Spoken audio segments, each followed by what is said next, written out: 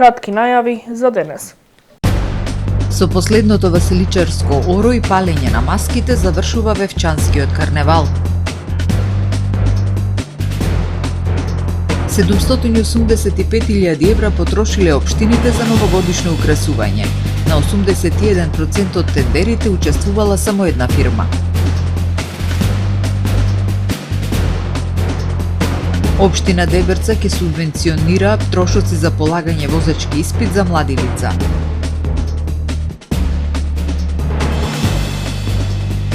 Се санира дел од кеот на Црн Дрим.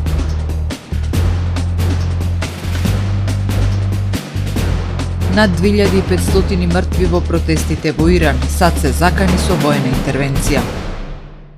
Дневникот започнува по временската прогноза. Останете со нас. Трпе Инвест ви донесува метео на ТВМ.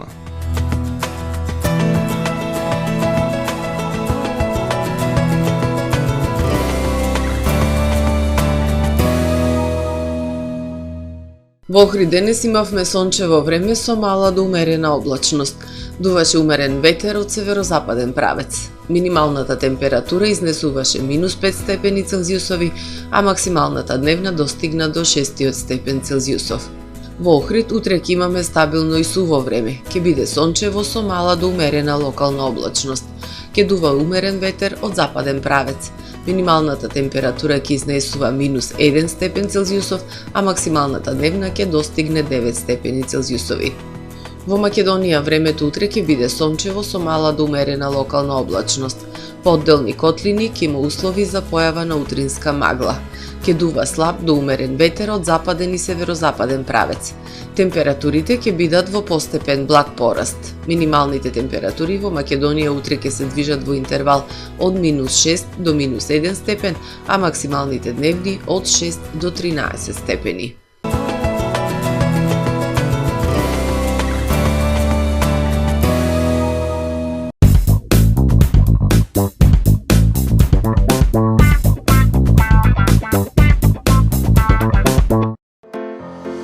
Професионален сервис за хемиско чистење на облека Хембој, повеќе од 50 години со вас.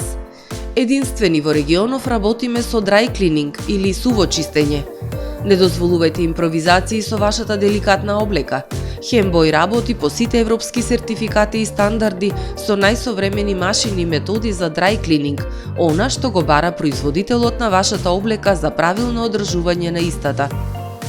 Вршиме услуги за водено перење на кебиња, постелнини, јоргани, наддушеци и прекривки.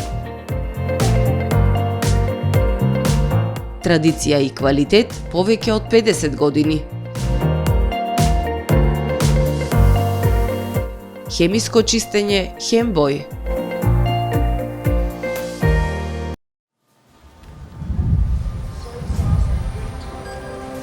Во АМ магазинот се складираат голем број производи, кои преку синхронизирана работа на вработените успешно и навремено се дистрибуираат со сопствени возила. Кујната Анабела е веќе добро позната по неодоливиот вкус на домашни готвени јадења, како и кетеринг услуги за секакви настани. Секое утро нека ви започне со вкусните пецива од пекара Тамаро. Тамаро левот стана препознатлив бренд кај потрошувачите. Зеленото пазарче изобилува со разновидни свежи зеленчуци и овошје. За вас, потрошувачите. Месарата Тамаро го има стандардот за најсвежо месо и месни производи. А во рибарницата секогаш може да најдете свежа риба и морски плодови. Располагаме со посебен дел за здрава, органска храна и голем избор на суплементи. Зад успехот на компанијата стои менаџерскиот тим на Тамаро Холдинг, кој со постојани обуки гради тимски успех на целата компанија. Го создадовме најголемиот хипермаркет според вашите потреби, бидејќи Тамаро маркетите се повеќе од маркет. Благодарение на вас, верните и лојални потрошувачи.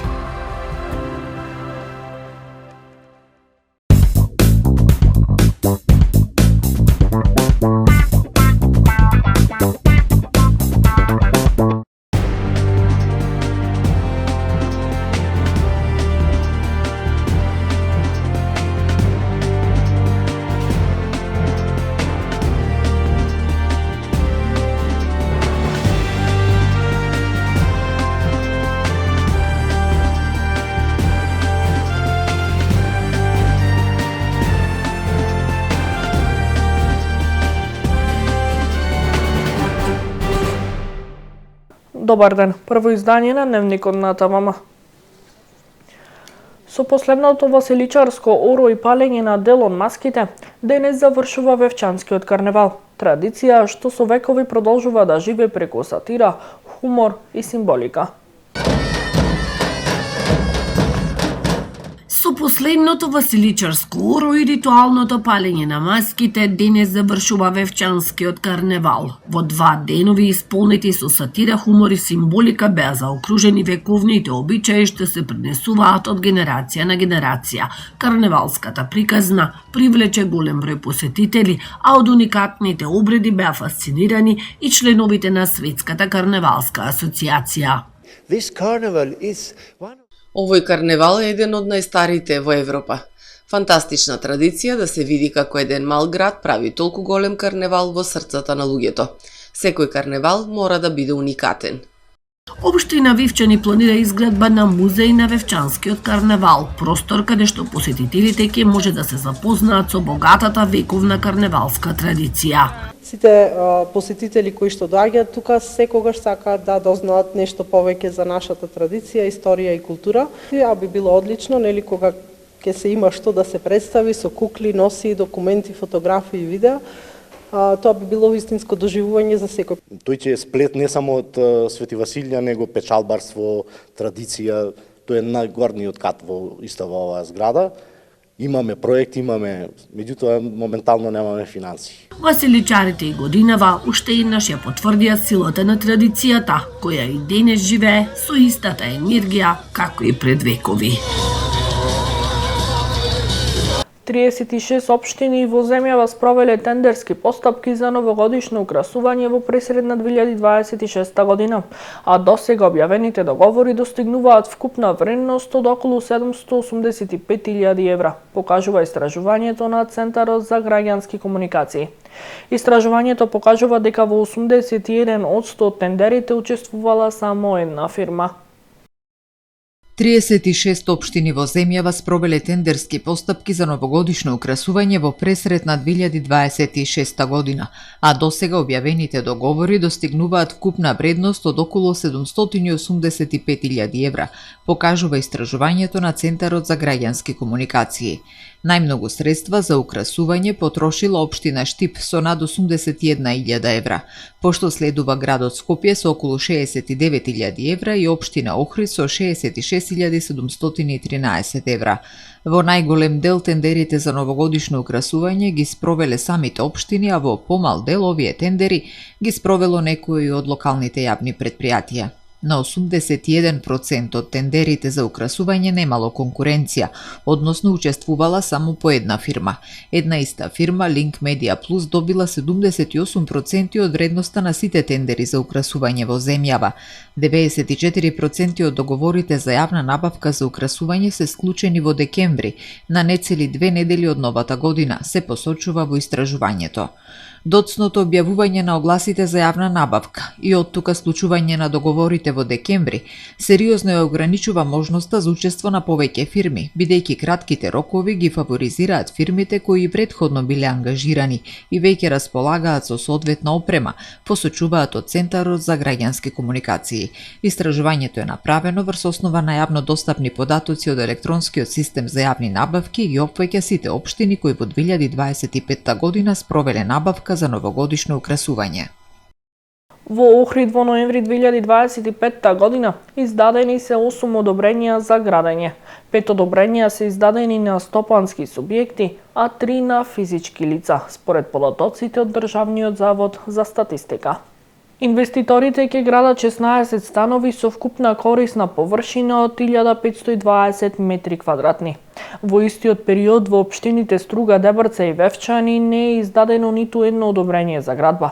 На ниво на државата во ноември 2025 година се издадени 304 одобренија за градење, што е за 16,9% повеќе во однос на истиот месец од претходната година.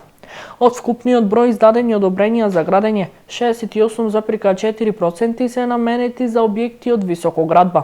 Од вкупно 304 објекти на 162 или 53,3% како инвеститори се јавуваат физички лица. а на 142 објекти или 46,7% инвеститори се деловни субјекти. Во извештајниот период е предвидена изградба на 761 стан со вкупна корисна површина од 67.767 метри квадратни.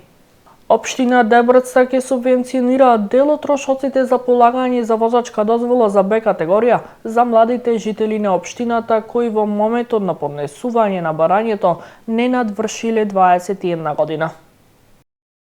Општина Дебрца ќе субвенционира дел од трошоците за полагање за возачка дозвола за Б категорија за младите жители на општината. Мерката е наменета за сите жители на општина Дебрца кои во моментот на аплицирање не навршиле 21 година без оглед на нивниот социјален статус и економската состојба на семејството и ќе се исплаќа еднократно по 20.000 денари по апликант по завршен процес на полагање на возачки испит за Б категорија. Пријавувањето на јавниот повик се врши со доставување на барање кое се подигнува од архивата на општина Дебрца или од веб страната debrca.gov.mk. Јавниот повик ќе трае од 1 јануари 2026 година, па во текот на целата 2026 година. Повеќе информации за потребната документација која треба да се достави, заинтересираните можат да добијат на телефонот 046 286 855 или на официјалната веб страна на општина Дебрца. Средствата за реализација на овие активности се предвидени во рамки на програмата за локален и економски развој на општина Дебрца за 2026 година, информираат оттаму. Се санира западниот дел од кејот на реката Црндрим во Струга. Градоначалникот на општина Струга Менди Ќура денеска беше во надзор на градежните работи за итна санација на еден дотраен дел од западниот дел од кејот на Црндрим. Долгиот период без одржување и инфраструктурни инвестиции доведе до тоа секојдневно да се појавуваат проблеми кои бараат брзи и ефикасни решења, велат од општина Струга. Тешката механизација што се движела по шеталиштето значително ги оштетила не само плочките и другите материјали, туку и водоводната инфраструктура. На западната страна од кејот на Црндрим по представки на граѓаните, општина Струга ги презела потребните мерки за санација на искршените плочки. За време на изведбата на работите, работните екипи откриле и оштетување на водоводните цевки. Треба да го заштитиме јавниот простор, градската инфраструктура и секој неизин ресурс, велат од општината. Кој се грижи за елените во репродуктивниот центар на Галичица? Дали има доволно храна и дали се безбедни од ловџи? Популацијата на европски елен на Галичица достигна над 200 единки. Видеото со крдото елени што Националниот парк Галичица го сподели пред неколку дена ги стопли срцата на многумина и предизвика голем интерес во јавноста, но и голем број прашања. Кој се грижи за елените во репродуктивниот центар на Галичица, дали имаат доволно храна и дали се безбедни од ловџи? Од Националниот парк Галичица информираат дека во 2019 година, кога центарот беше отворен, бројката на елени изнесуваше околу 30 единки, а денес популацијата е зголемена на над 200 елени. Неколку ренџери секојдневно се грижат на терен, обезбедуваат храна и вода, вршат редовни контроли и се грижат за безбедноста и благосостојбата на елените. Резултатите зборуваат сами за себе. Во 2019 година бројката изнесуваше околу 30 единки, а денес популацијата е зголемена над 200 елени. Покрај постојаното присуство на ренџерската служба, центарот е опремен и со видеонадзор камери кои овозможуваат дополнителна непосредна заштита и навременна реакција, информираат од Националниот парк Галичица. Репродуктивниот центар беше отворен во 2019 година со јасна цел – активно управување со високопланинските пасишта, заштита и обновување на популацијата на елени и долгорочно зачувување на биолошката разновидност во паркот. Овој пристап придонесува за здрави екосистеми, рамнотежа во природата и одржлива иднина за Галичица, велат во нивното соопштение.